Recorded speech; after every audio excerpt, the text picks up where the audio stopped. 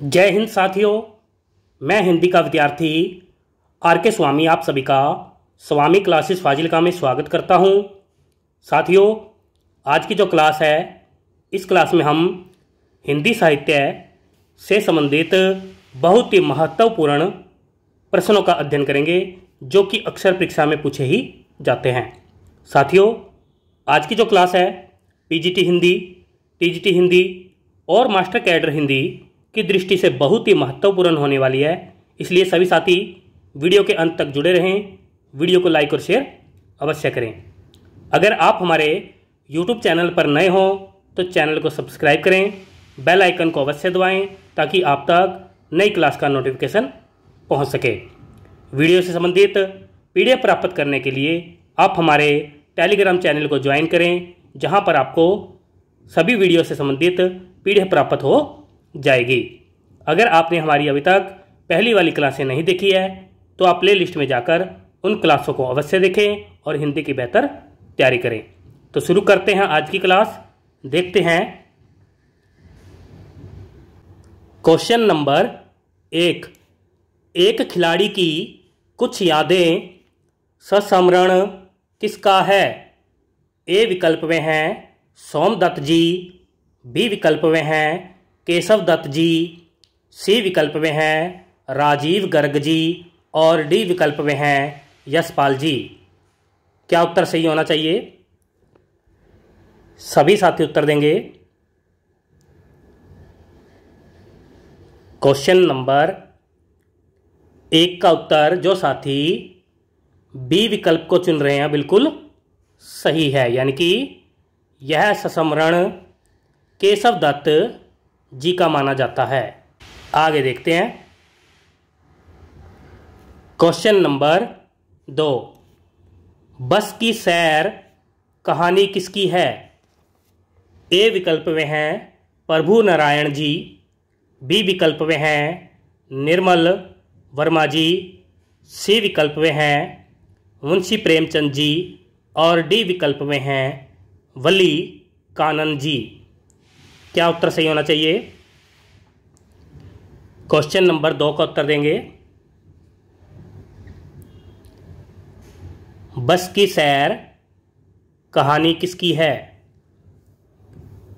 Question number 2 का उत्तर जो साथी डी विकल्प को चुन रहे हैं बिल्कुल सही है, यानी कि यह कहानी वली कानन जी की मानी जाती है।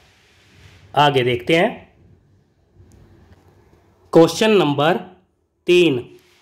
आषाढ़ का पहला दिन कविता किसकी है?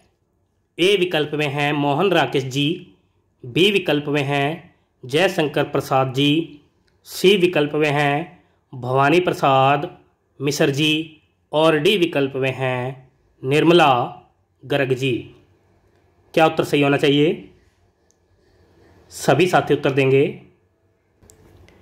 क्वेश्चन नंबर 3 का उत्तर जो साथी सी विकल्प को चुन रहे हैं बिल्कुल सही है, यानी कि यह कविता भवानी प्रसाद मिश्र जी की मानी जाती है।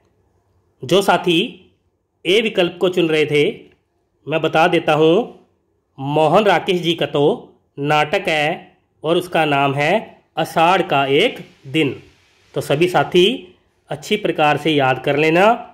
अगर आपसे आषाढ़ का एक दिन नाटक पूछा जाए तो वह मोहन राकेश जी का है और आषाढ़ का पहला दिन यह कविता है और यह कविता भवानी प्रसाद मिश्र जी की मानी जाती है।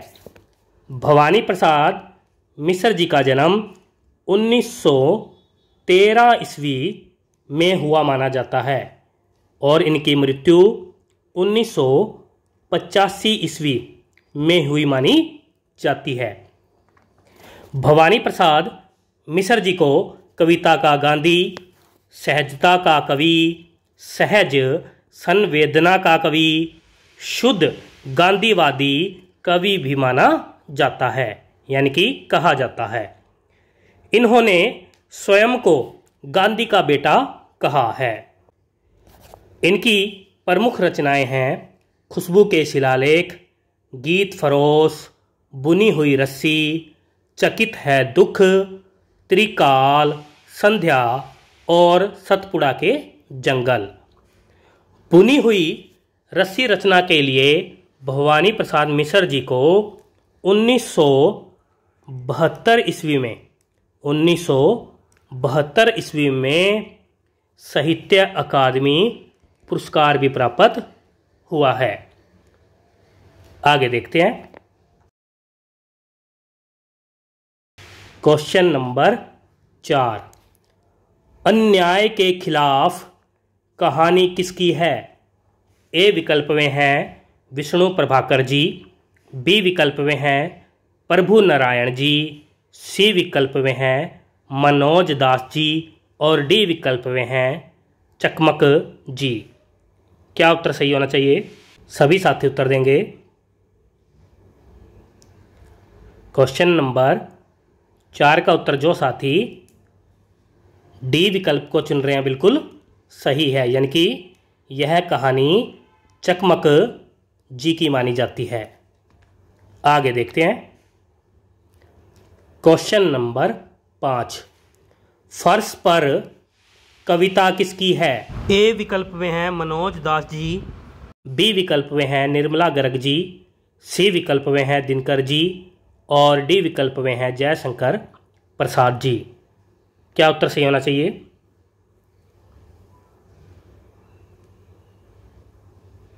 क्वेश्चन नंबर 5 का उत्तर जो साथी बी विकल्प को चुन रहे हैं बिल्कुल सही है, यानी कि यह कविता निर्मला गर्ग जी की मानी जाती है। आगे देखते हैं। क्वेश्चन नंबर 6, वह सुबह कभी तो आएगी। वह सुबह कभी तो आएगी निबंध किसका है? ए विकल्प में है सलमा जी, बी विकल्प में है रामदरस मिश्र जी, सी विकल्प में है विष्णु प्रभाकर जी और डी विकल्प में है सूर्यकांत त्रिपाठी निराला जी। क्या उत्तर सही होना चाहिए? क्वेश्चन नंबर 6 का उत्तर जो साथी ए विकल्प को चुन रहे हैं बिल्कुल सही है, यानी कि यह निबंध सलमा जी का माना जाता है। आगे देखते हैं। क्वेश्चन नंबर 7, आओ पत्रिका निकाले। आओ पत्रिका निकाले रचना किसकी है? ए विकल्प में है जयप्रकाश पांडे जी, बी विकल्प में है रामाज्ञा तिवारी जी, सी विकल्प में है सर्वेश्वर दयाल सक्सेना जी और डी विकल्प में है कामतानाथ जी। क्या उत्तर सही होना चाहिए?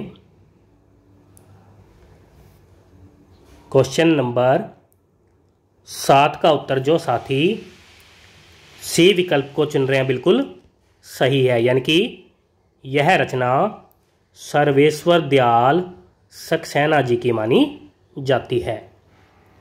सर्वेश्वर दयाल सक्सेना जी का जन्म 1927 ईस्वी में हुआ माना जाता है और इनकी मृत्यु 1983 ईस्वी में हुई मानी जाती है। इन्हें नई कविता के हस्ताक्षर कहा जाता है। इनकी प्रमुख रचनाएं हैं काठ की घंटियाँ, बांस का पुल, एक सूनी नाव, कुआनो नदी, जंगल का दर्द और खुटियों पर टंगे लोग इनकी प्रमुख रचनाएं हैं। खुटियों पर टंगे लोग रचना के लिए इन्हें 1983 ईस्वी में साहित्य अकादमी पुरस्कार भी प्राप्त हुआ था। सभी साथी याद कर लेंगे। आगे देखते हैं। क्वेश्चन नंबर 8, आह्वान रचना किसकी है?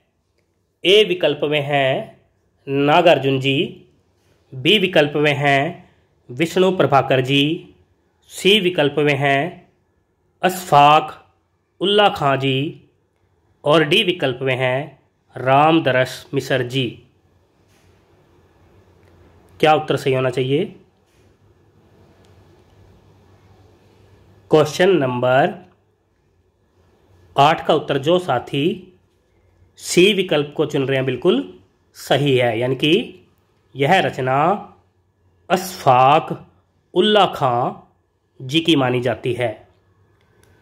इसी नाम से एक कविता मैथिली शरण गुप्त की भी है, इसलिए सभी साथी याद कर लेंगे। आह्वान नाम से एक रचना मैथिली शरण गुप्त की भी है। आगे देखते हैं। क्वेश्चन नंबर 9, दो बैलों की कथा कहानी किसकी है? ए विकल्प में हैं महादेवी वर्मा जी, बी विकल्प में हैं मुंशी प्रेमचंद जी, सी विकल्प में हैं श्यामा चरण दुबे जी और डी विकल्प में हैं जयशंकर प्रसाद जी। क्या उत्तर सही होना चाहिए? दो बैलों की कथा कहानी किसकी है? बहुत ही महत्वपूर्ण प्रश्न है। क्वेश्चन नंबर 9 का उत्तर जो साथी बी विकल्प को चुन रहे हैं बिल्कुल सही है, यानी कि यह कहानी मुंशी प्रेमचंद जी की मानी जाती है। मुंशी प्रेमचंद जी का जन्म 1880 ईस्वी में हुआ माना जाता है और इनकी मृत्यु 1936 ईस्वी में हुई मानी जाती है। इनका मूल नाम धनपत राय श्रीवास्तव जी माना जाता है। प्रेमचंद जो नाम है यह नाम दयाराम निगम जी ने दिया था। ये नवाब राय से, यानी कि नवाब राय नाम से उर्दू में लिखते थे। इनका प्रथम कहानी संग्रह है सोजे वतन और इसके साथ ही डॉक्टर नगेंद्र जी ने सौत कहानी को इनकी पहली कहानी माना है और कफन कहानी को इनकी अंतिम कहानी माना है। तो सभी साथी याद कर लेंगे। आगे देखते हैं। क्वेश्चन नंबर 10, लहसा की ओर यात्रा वृत्तांत किसका है? ए विकल्प में हैं भारतेंदु हरीशचंद्र जी, बी विकल्प में हैं प्रयाग शुक्ल जी, सी विकल्प में हैं प्रदीप तिवारी जी और डी विकल्प में हैं राहुल साकृत्यायन जी। क्या उत्तर सही होना चाहिए? लहसा की ओर यात्रा वृत्तांत किसका है? क्वेश्चन नंबर 10 का उत्तर जो साथी डी विकल्प को चुन रहे हैं बिल्कुल सही है, यानी कि यह यात्रा वृत्तांत राहुल साकृत्यायन जी का माना जाता है। राहुल साकृत्यायन जी का जन्म 1893 ईस्वी में हुआ माना जाता है और इनकी मृत्यु 1963 ईस्वी में हुई मानी जाती है।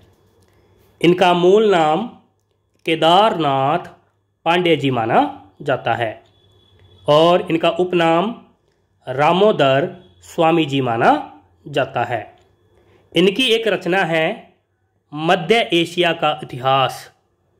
इस रचना के लिए इन्हें 1958 ईस्वी में साहित्य अकादमी पुरस्कार भी प्राप्त हुआ था। इनके प्रमुख उपन्यास हैं जीने के लिए, सिंह सेनापति, जयोध्य, मधुर स्वपन, दिवोदास, सप्त सिंधु इनके प्रमुख उपन्यास हैं। जीने के लिए जो उपन्यास है यह प्रथम खुला राजनीतिक उपन्यास माना जाता है। सभी साथी याद कर लेंगे। आगे देखते हैं। क्वेश्चन नंबर 11 है। उपभोक्तावाद की संस्कृति निबंध किसका है?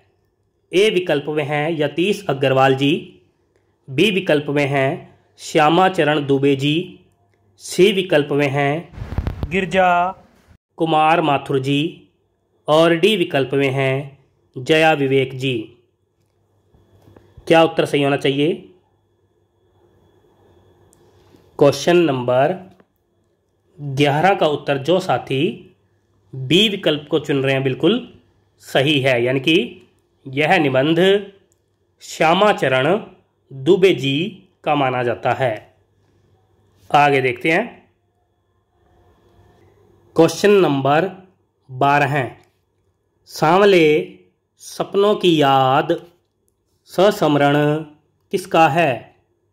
ए विकल्प में हैं विनय महाजन जी, बी विकल्प में हैं कामता नाथ जी, सी विकल्प में हैं जाबिर हुसैन जी और डी विकल्प में हैं शिव प्रसाद सिंह जी। क्या उत्तर सही होना चाहिए? क्वेश्चन नंबर 12 का उत्तर जो साथी सी विकल्प को चुन रहे हैं बिल्कुल सही है, यानी कि यह सस्मरण जाबिर हुसैन जी का माना जाता है। आगे देखते हैं। क्वेश्चन नंबर 13 है। प्रेमचंद के फटे जूते निबंध किसका है? ए विकल्प में हैं सुमित्रा नंदन पंत जी, बी विकल्प में हैं भवानी प्रसाद मिश्र जी, सी विकल्प में हैं हरिशंकर परसाई जी और डी विकल्प में हैं कुंवर नारायण जी। क्या उत्तर सही होना चाहिए? वेरी वेरी इंपॉर्टेंट क्वेश्चन है।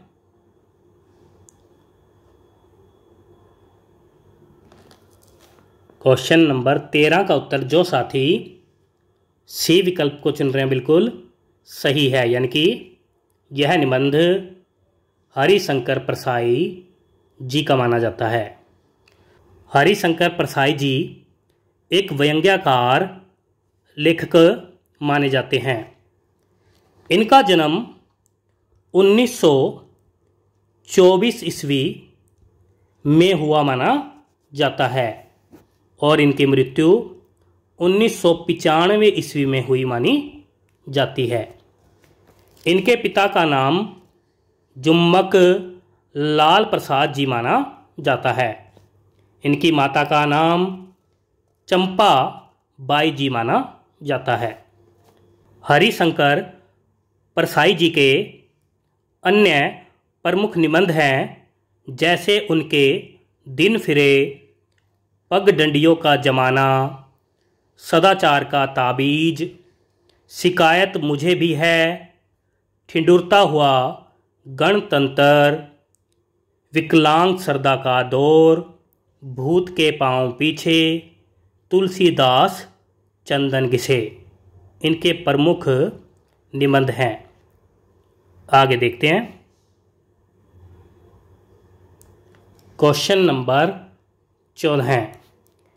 मेरे बचपन के दिन सस्मरण किसका है?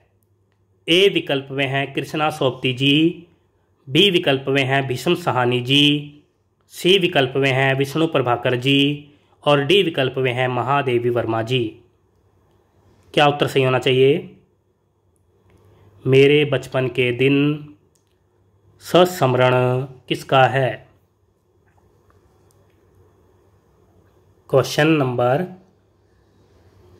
14 का उत्तर जो साथी डी विकल्प को चुन रहे हैं बिल्कुल सही है, यानी कि यह सस्मरण महादेवी वर्मा जी का माना जाता है।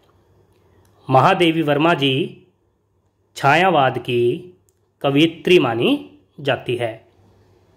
महादेवी वर्मा जी का जन्म 1907 ईस्वी में हुआ माना जाता है और इनकी मृत्यु 1987 ईस्वी में हुई मानी जाती है। इन्हें आधुनिक युग की मीरा, वेदना की कवयित्री, साहित्य सम्राज्ञी, शारदा प्रतिमा और रहस्यवाद की कवयित्री भी कहा जाता है। सभी साथी याद कर लेंगे। आगे देखते हैं।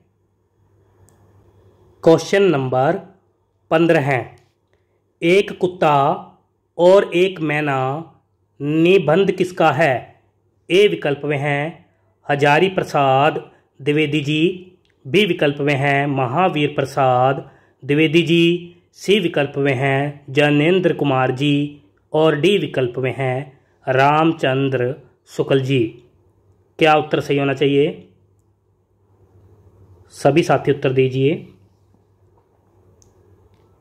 क्वेश्चन नंबर 15 का उत्तर जो साथी ए विकल्प को चुन रहे हैं बिल्कुल सही है, यानी कि यह निबंध हजारी प्रसाद द्विवेदी जी का माना जाता है।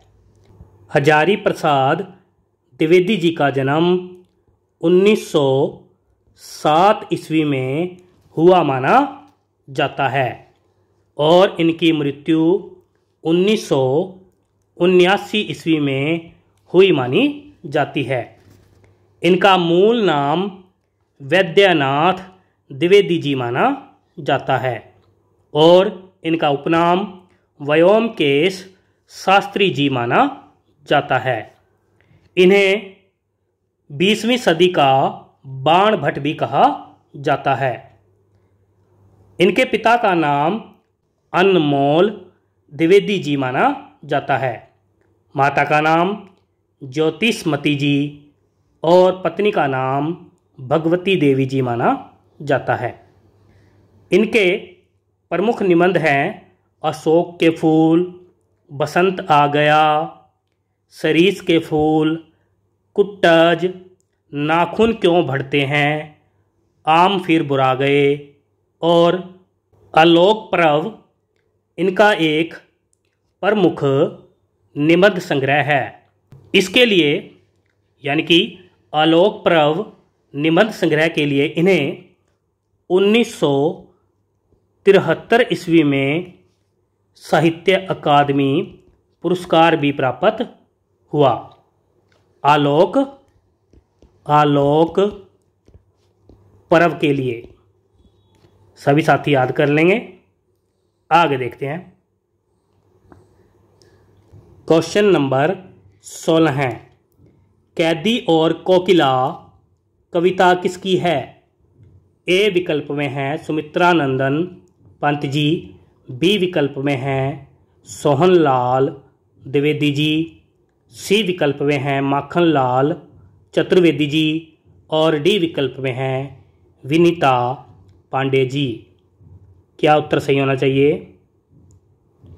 क्वेश्चन नंबर 16 का उत्तर जो साथी सी विकल्प को चुन रहे हैं बिल्कुल सही है, यानी कि यह कविता माखनलाल चतुर्वेदी जी की मानी जाती है।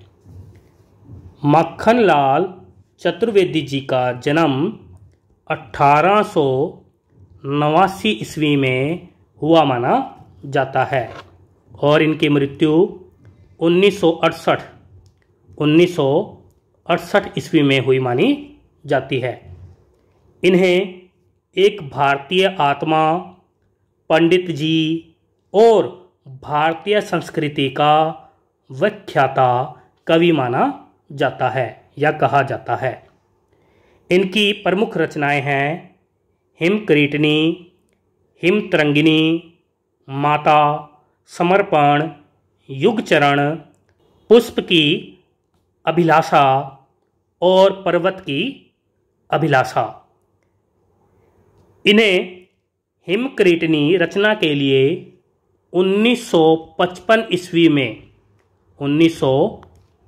ईस्वी में हिंदी साहित्य का प्रथम हिंदी साहित्य पुरस्कार भी प्राप्त हुआ है। आगे देखते हैं। क्वेश्चन नंबर 17 है, ग्राम श्री कविता किसकी है? ए विकल्प में हैं बाल कृष्ण भट्ट जी, बी विकल्प में हैं ज्ञानेंद्र कुमार जी, सी विकल्प में हैं मंगल सक्सेना जी और डी विकल्प में हैं सुमित्रा नंदन पंत जी। क्या उत्तर सही होना चाहिए? सभी साथी उत्तर दीजिए। क्वेश्चन नंबर 17 का उत्तर जो साथी डी विकल्प को चुन रहे हैं बिल्कुल सही है, यानी कि यह कविता सुमित्रा नंदन पंत जी की मानी जाती है। पंत जी का जन्म 1900 ईस्वी में हुआ माना जाता है और इनकी मृत्यु 1977 ईस्वी में हुई मानी जाती है। इनका मूल नाम गोसाई दत्त जी माना जाता है। नंद दुलारे वाजपेयी जी ने पंत जी को छायावाद का प्रवर्तक माना है। पंत जी को कल्पना का लाडला कवि, प्रकृति का सुकुमार कवि और प्रकृति का चेतेरा कवि भी कहा जाता है। इनकी प्रमुख रचनाएं हैं गिरजे का घंटा, उच्छ्वास, ग्रंथि, वीणा, पल्लव, गुंजन, युगांत, युगवाणी, ग्राम्या, चिदंबरा, लोकायतन और कला और बूढ़ा चांद। चिदंबरा रचना के लिए इन्हें 1968 ईस्वी में हिंदी का प्रथम ज्ञानपीठ पुरस्कार भी प्राप्त हुआ था और कला और बूढ़ा चांद रचना के लिए इन्हें 1960 ईस्वी में साहित्य अकादमी पुरस्कार भी प्राप्त हुआ था। आगे देखते हैं। क्वेश्चन नंबर 18 है, मेघ आए कविता किसकी है?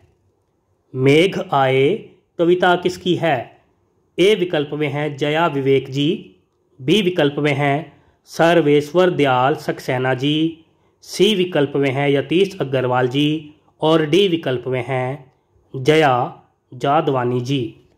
क्या उत्तर सही होना चाहिए? क्वेश्चन नंबर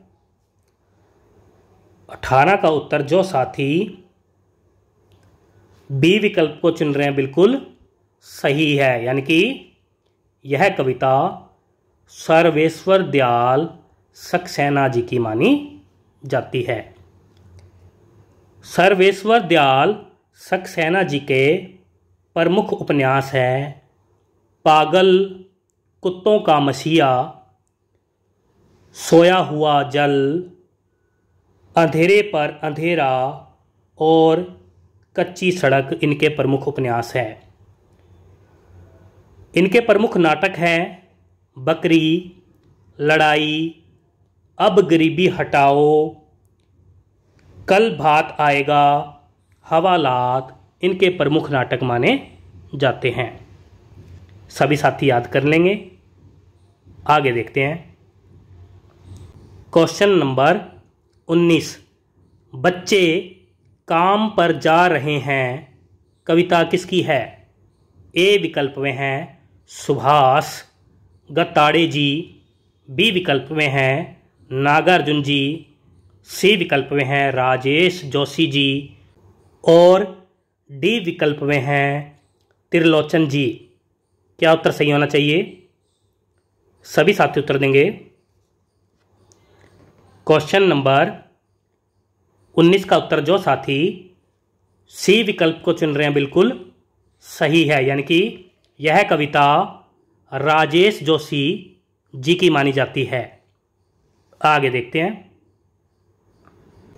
क्वेश्चन नंबर 20, चंद्र गहना से लौटती बेर कविता किसकी है?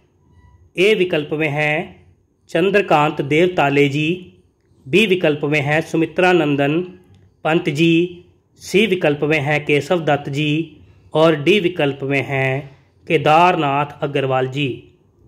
क्या उत्तर सही होना चाहिए? सभी साथी उत्तर देंगे। क्वेश्चन नंबर 20 का उत्तर जो साथी डी विकल्प को चुन रहे हैं बिल्कुल सही है, यानी कि यह कविता केदारनाथ अग्रवाल जी की मानी जाती है।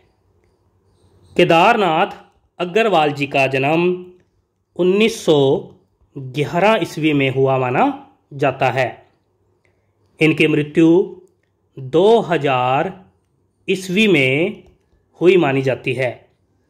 इन्हें कैन का कवि, प्रकृति का कवि और बालेंदु उपनाम से भी जाना जाता है। इनके पिता का नाम हनुमान प्रसाद अग्रवाल जी, माता का नाम घसीटा देवी जी और पत्नी का नाम पार्वती देवी जी माना जाता है। इनकी प्रमुख रचनाएं हैं युग की गंगा, नींद के बादल, लोक और आलोक, फूल नहीं रंग बोलते हैं, आग का आईना, पंख और पतवार, मार प्यार की थापे, कहे केदार, खरी खरी और अपूर्वा इनकी प्रमुख रचनाएं हैं। अपूर्वा रचना के लिए इन्हें 1986 ईस्वी में साहित्य अकादमी पुरस्कार भी प्राप्त हुआ था। सभी साथी याद कर लेंगे। प्यारे साथियों, ये थे आज के बेहतरीन 20 क्वेश्चन जो कि अक्सर परीक्षा में पूछे ही जाते हैं। आशा करता हूँ आज की इस क्लास में आपको बहुत कुछ नया सीखने को मिला होगा। इसी प्रकार से निरंतर अध्ययन करने के लिए चैनल को सब्सक्राइब करें, बेल आइकन को अवश्य दबाएं ताकि आप तक नई क्लास का नोटिफिकेशन पहुंच सके। वीडियो से संबंधित PDF प्राप्त करने के लिए आप हमारे टेलीग्राम चैनल को ज्वाइन करें, जिसका लिंक डिस्क्रिप्शन बॉक्स में दिया गया है। अगर आपने हमारी अभी तक पहली वाली क्लासें नहीं देखी हैं तो आप प्ले लिस्ट में जाकर उन क्लासों को अवश्य देखें और हिंदी की बेहतर तैयारी करें। तो मिलते हैं अगली क्लास में कल शाम 5 बजे। तब तक के लिए जय हिंद।